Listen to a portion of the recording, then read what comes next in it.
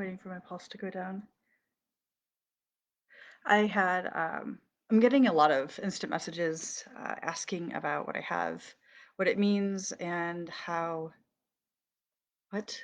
Oh, wait, hang on. Sorry. My computer's being an idiot.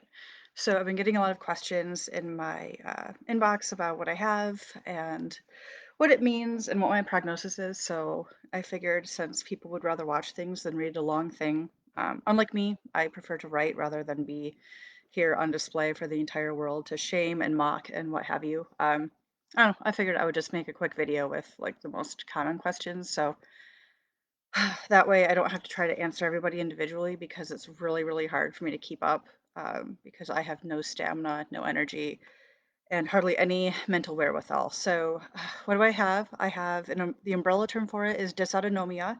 It's autonomic failure. If you Google autonomic failure, something that will come up will be pure autonomic failure. That's not what I have. What I have is caused by small fiber neuropathy. And you'll hear about that a lot with people who have diabetes, but their small fiber neuropathy is peripheral, and so it affects their hands, their feet. That's why they get numb, tingling sensations. It can be painful. A lot of the time, they're on nerve pain medication for that. My neuropathy is more centrally based. We're not sure where exactly it is yet, and the extent of the neuropathy.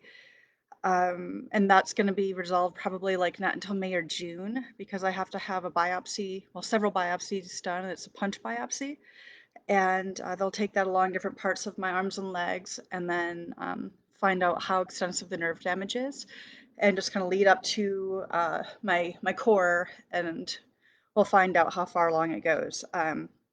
So my small fiber neuropathy, you can't repair it, you can't fix it, and it affects the nerves. We're thinking closer to my spinal column and in my neck.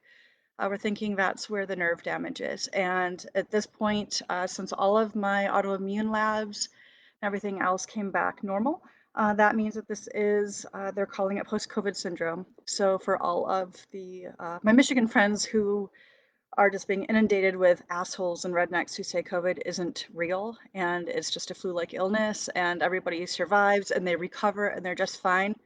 This is recovery for me. This is what recovery looks like. It sucks. I am not recovered. I am draining money from the economy.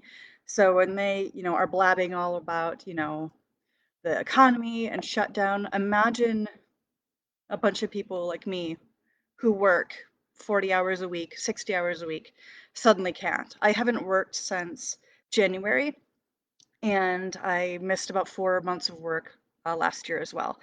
So anyway, tangent over. My small fiber neuropathy causes dysautonomia, like I said, and so that means that my autonomic nervous system is not functioning properly. It's in a state of failure. I can't operate the same way everybody else can. Your autonomic nervous system controls things like your heart rate, your blood pressure. It maintains your body temperature, your ability to perspire. It also will help you with your cognition, your memory. It cues your body to release lubrication when you get turned on, when you see a super hot guy or gal or mixture, who knows. It will help you digest your food. It helps you know when to sleep, and I mean, it has an effect on just about everything that you don't think about. It will even help you with your breathing. It will cue to your body when to breathe because you don't sit and consciously decide when to inhale and exhale all throughout the day. You have some control over that, but so that's what I'm facing right now. My body is not able to do any of that on its own without support, well, to a very limited degree. Right now, I'm not able to digest most food that goes through my stomach. It will make me very sick if I do eat by mouth. It has to be very soft foods. I've lost some motility in my esophagus. It's like a little, there's some paralysis on the left side here.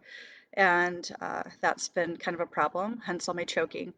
And then also, yeah, I just can't digest food, and that's why I have the feeding tube because I lost 30 pounds in about 6 months due to my inability to eat because it always made me sick, or I felt so awful. I really wanted to be sick. Um, I also am not really able to sweat anymore. I've lost the majority of that ability, so I'm at a very high risk for heat stroke. I also will sometimes randomly have a fever for no reason. Sometimes my blood temperature will drop down really low, like around 95 degrees or so. And so every time I have to go anywhere that requires a temperature reading, I get nervous because I never know where I'm going to be. I never know what what my body is going to do at any given time. Another thing that this affects is your sympathetic nervous system, and that is basically what controls your fight or flight response. I mine just is going haywire. It's a little better controlled with the medication that I have now, but at any given time, my body will decide to freak out. It's like, "Oh my gosh, there's a bear over there. We need to, like, freak you the fuck out, and we're gonna go into hyperdrive so you can run the fuck out of here." And then 2 minutes later, it'll be like, "Oh, it's actually time for you to go to sleep." So I'll see these huge swings in my blood pressure and my heart rate. I'll go from like a regular resting heart rate of, well, for most people, 50 or 60. That's what mine was when I first started. Well, before I got sick, actually, it was about 50 to 60. Now my resting heart rate is up at about 80 to 90 beats per minute. It's not really tachycardia, but it's definitely elevated from before I got sick. So I'll see these huge swings from my resting heart rate of like 80 or so. It'll jump up to like 170, and then it'll drop down into the low 40s. I've seen it go as low as 33. That's been my lowest, and I was awake and functional. My blood pressure does the same thing, or it did before I started my medication. Thank you so much, Dr. Feldman. He is my Lord and Savior forever. I will just continue to bless this man. He has saved my life and saved my quality of life as well, giving me some hope to move forward. Um, as far as what my quality of life looks like, it sucks. My entire day is focused entirely around taking my medications and flushing my feeding tube and staying hydrated. So I take 2 steroids, and the reason why I look so puffy right now is because it actually causes me to swell and retain fluid. So when you hear, maybe your parents or grandparents, they take diuretics like Lasix that makes them pee all the time. I take something the exact opposite of that. It makes my body hang on to salt in the fluid because that's what gives me the extra blood volume that I need, and that's what keeps my blood pressure up. I also take another medication called Mestinon, and that prevents my body from destroying a certain neurotransmitter. It's called acetylcholine, and that acetylcholine is the main neurotransmitter for your sympathetic and autonomic nervous system. So that has been great. I feel like I can speak more clearly now. I still struggle with articulation and having the ability to find the words that I want. Sometimes I stutter. Sometimes I just physically can't say the word, and that is a lot more prevalent when I'm not taking any medications. I had an infection recently where I had to go off of one of my steroids for a week, and I was stuck in the chair. I call it the chair. I live in a recliner. I cannot go upstairs to my bed and sleep. I haven't slept in my bed in about 4 months because I cannot get up the stairs most of the time without help. So that's another thing. Those medications, I have to take them 3 times a day. I cannot take them by mouth because I don't have the ability to swallow them. So I have to put them in my feeding tube, which is a whole other problem. I have to flush it before and after the medications. Medications need to be finely crushed. It's a hassle. And then as far as the maintenance for the feeding tube, I have to flush it at least morning and night, 8 ounces of distilled water. Um, and that's just if I don't use it for anything. Just to keep it open and usable, I have to flush it.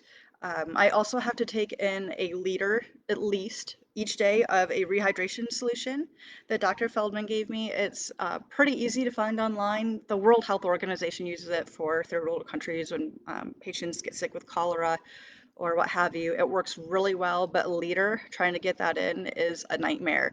I use a little syringe. It's like this. This holds 2 ounces. And I can only put 8 ounces in my feed tube at a time. So imagine trying to, I have to flush in the morning, 8 ounces, and then I have to put my medications through there. And so I have to flush after that. And then And then I have to flush before my liter of fluid and after because it has salt and baking soda and sugar in it, and that can stick to the edge of my tube and cause it to clog. So that's another thing I have to look out for. So just doing my medications in the morning with taking my vitals and getting up and moving for the day, it takes about 2.5 hours just to like get up and function as a human and take my medication in the morning.